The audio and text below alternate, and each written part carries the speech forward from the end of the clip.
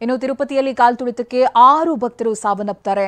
ಭಕ್ತರ ಸಾವಿಗೆ ಸಂಸದೆ ಪ್ರಿಯಾಂಕಾ ಗಾಂಧಿ ಸಂತಾಪವನ್ನು ಸೂಚಿಸಿದ್ದಾರೆ. ಪವಿತ್ರ ದೇಗುಲದಲ್ಲಿ ನಡೆದಂತ ದುರಂತದಿಂದ ನೋವಾಗಿದೆ. ಮೃತರ ಕುಟುಂಬಕ್ಕೆ ಸಂತಾಪವನ್ನ ಸೂಚಿಸುತ್ತೇನೆ. ಗಾಯಾಳುಗಳು ಆದಷ್ಟು ಬೇಗ ಚೇತರಿಸಿಕೊಳ್ಳಿ ಅಂತ ಟ್ವೀಟ್ ಮೂಲಕವಾಗಿ ಪ್ರಿಯಾಂಕಾ ಗಾಂಧಿ ಸಂತಾಪವನ್ನ ಸೂಚಿಸಿದ್ದಾರೆ. ಈಗಾಗಲೇ ಅನೇಕ ರಾಜಕೀಯ ನಾಯಕರು ತಮ್ಮ ಸಂತಾಪವನ್ನ ವ್ಯಕ್ತಪಡಿಸಿದರು. ಇದೀಗ ಪ್ರಿಯಾಂಕಾ ಗಾಂಧಿ ಟ್ವೀಟ್ ಮೂಲಕವಾಗಿ ತಮ್ಮ ನೋವನ್ನ ಹೇಳಿಕೊಂಡಿದ್ದಾರೆ, ಸಂತಾಪವನ್ನ ಸೂಚಿಸಿದ್ದಾರೆ. ಪವಿತ್ರ ದೇಗುಲದಲ್ಲಿ ಇಂಥ ಒಂದು ದುರಂತವಾಗಿದೆ, ಮನಸ್ಸಿಗೆ ನೋವಾಗಿದೆ. ಮೃತರ ಕುಟುಂಬಕ್ಕೆ ನಾನು ಸಂತಾಪವನ್ನ ಸೂಚಿಸ್ತೇನೆ. ಗಾಯಾಳುಗಳು ಆದಷ್ಟು ಬೇಗ ಚೇತರಿಸಿಕೊಳ್ಳಿ ಅನ್ನೋದಾಗಿ ಪ್ರಿಯಾಂಕಾ ಗಾಂಧಿ ಟ್ವೀಟ್ ಮೂಲಕವಾಗಿ ಸಂತಾಪವನ್ನ ಸೂಚಿಸಿದ್ದಾರೆ. ನೀವು ಗಮನಿಸ್ತಾ ಇದ್ದೀರಾ ಪ್ರಿಯಾಂಕಾ ಗಾಂಧಿ ಅವರು ಮಾಡಿರುವಂಥ ಟ್ವೀಟ್ ಅನ್ನ.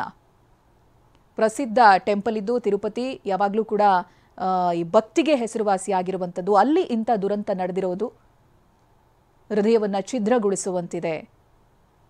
ನನ್ನ ಸಂತಾಪ ಕುಟುಂಬದ ಜೊತೆಗಿರುತ್ತೆ. ಜೊತೆಗೆ ಗಾಯಾಳುಗಳು ಯಾರ್ಯಾರಿದ್ದಾರೋ ಅವರ ಸ್ಪೀಡಿ ರಿಕವರಿಗಾಗಿ ನಾನು ಪ್ರಾರ್ಥಿಸ್ತೀನಿ ಅನ್ನೋದಾಗಿ ಟ್ವೀಟ್ ಮೂಲಕವಾಗಿ ಪ್ರಿಯಾಂಕಾ ಗಾಂಧಿ ತಮ್ಮ ಸಂತಾಪವನ್ನ ಸೂಚಿಸಿದ್ದಾರೆ. ತಿರುಪತಿ ತಿರುಮಲ ದೇವಸ್ಥಾನ ಅಂತ ಹೇಳಿದ್ರೆ ಭಕ್ತಿಗೆ ಹೆಸರುವಾಸಿಯಾಗಿರೋದು. ಅಂಥ ಸ್ಥಳದಲ್ಲಿ ನಿನ್ನೆ ದುರಂತ ನಡೆದು ಹೋಯಿತು. ತಿರುಪತಿಯ ಭಕ್ತರ ಸಾವಿಗೆ ನಾಯಕರು ಸಂತಾಪವನ್ನ ಸೂಚಿಸ್ತಾ ಇದ್ದಾರೆ. ಟ್ವೀಟ್ ಮೂಲಕವಾಗಿ ಮಲ್ಲಿಕಾರ್ಜುನ್ ಖರ್ಗೆ ಸಂತಾಪವನ್ನ ಸೂಚಿಸಿದ್ದಾರೆ. ಮೃತ ಕುಟುಂಬಕ್ಕೆ ಎಐಸಿಸಿ ಅಧ್ಯಕ್ಷ ಖರ್ಗೆ ಸಾಂತ್ವನವನ್ನ ಹೇಳಿದ್ದಾರೆ. ಭಕ್ತರ ಸಾವಿನಿಂದ ನನಗೆ ತೀವ್ರ ಆಘಾತವಾಗಿದೆ ಹೀಗಂತ ಟ್ವೀಟ್ ಮೂಲಕವಾಗಿ ಮಲ್ಲಿಕಾರ್ಜುನ್ ಖರ್ಗೆ ಸಂತಾಪವನ್ನ ಸೂಚಿಸಿದ್ದಾರೆ.